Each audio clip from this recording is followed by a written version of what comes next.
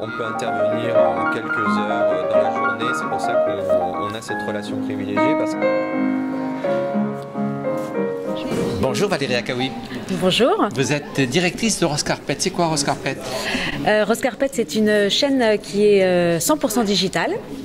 C'est en fait un véritable écosystème puisque outre une chaîne YouTube, c'est aussi un Facebook, c'est aussi un Instagram, c'est aussi un compte Snapchat. Voilà, tout un écosystème 100% digital. Et vous êtes en contact très proche avec les jeunes? On est en contact très proche puisque c'est une chaîne qui cible plutôt les millennials, ce qu'on appelle les millennials, c'est-à-dire les personnes de 13 à 25 ans. Alors, vous êtes ici au ministère de l'Éducation nationale pour cette conférence de presse non au harcèlement. Pourquoi votre présence? Parce que d'abord, on connaît bien cette cible de jeunes qui subit de façon régulière le harcèlement. On les connaît bien puisqu'on leur parle tous les jours via nos réseaux sociaux. Donc très vite, on a été impliqués et sensibilisés au cyberharcèlement.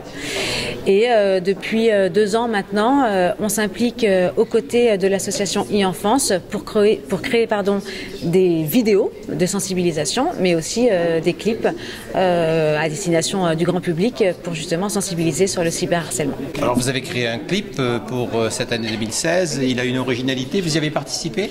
Oui, alors on a réalisé le clip cette année pour cette campagne contre le cyberharcèlement et le but c'était de montrer qu'un simple like pouvait avoir un impact très négatif sur une victime de harcèlement. Ça pouvait être dévastateur et ça pouvait causer une violence que les parents n'imaginent pas forcément. Alors les parents imaginent plus souvent que leur enfant est victime plutôt que responsable de harcèlement.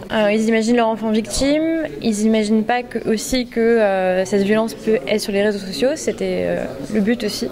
Le but, c'était de montrer que cette violence était aussi dans la chambre, chez eux et pas simplement à l'école. Elle était partout en fait. Alors, les jeunes ne savent pas très bien ce qu'ils font quand ils likent? Pas toujours. Et justement, le but de cette campagne, c'est aussi de leur montrer que d'un simple geste, même s'ils ne sont pas partie prenante d'une affaire de harcèlement, un simple like, un simple partager une photo, partager un post qui est malveillant, un simple commentaire sous une vidéo ou sous un post méchant a une implication et peut être considéré à juste titre comme du harcèlement. Alors vous rencontrez souvent des jeunes, je dirais virtuellement. Oui. Est-ce que vous en avez rencontré et physiquement. Et physiquement? Absolument. Et des victimes de harcèlement? Oui, ils nous en parlent assez régulièrement, bien sûr. Ils se confient à nous en fait. Pour eux, on est comme des amis, comme un référent à qui on peut parler, et plus extérieur que leurs parents ou que leurs amis. Donc c'est vrai qu'ils ont tendance à se confier à nous. Et nous, on les renvoie vers e-enfance et on essaie de les soutenir.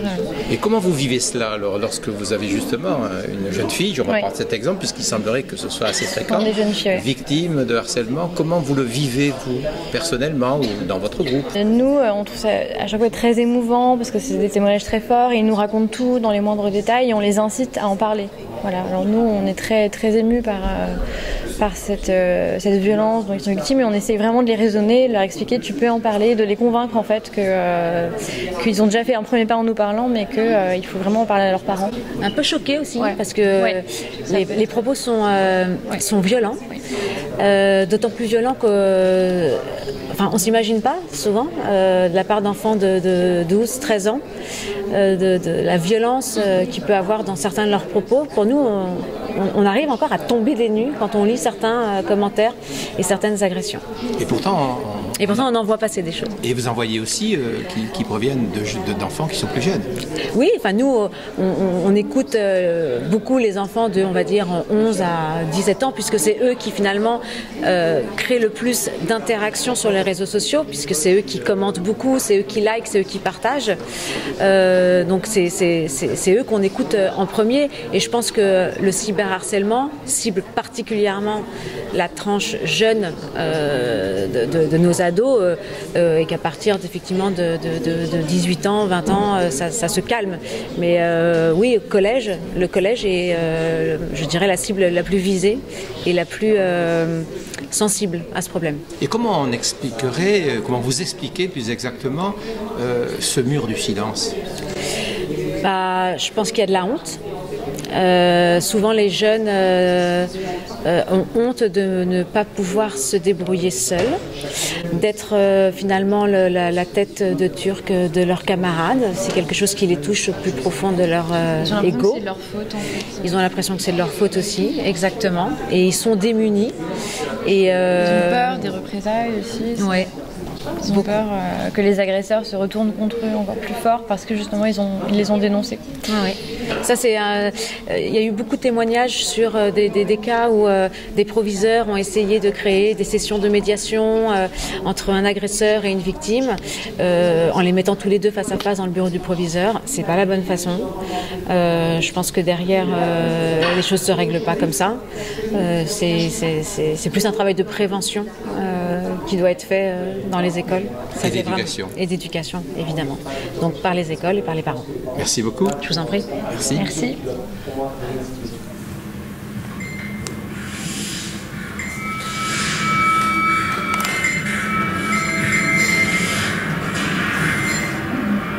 Hugo, j'ai juste liké. Liker, c'est déjà harceler. Face au cyberharcèlement, appelez le 0800 200 000.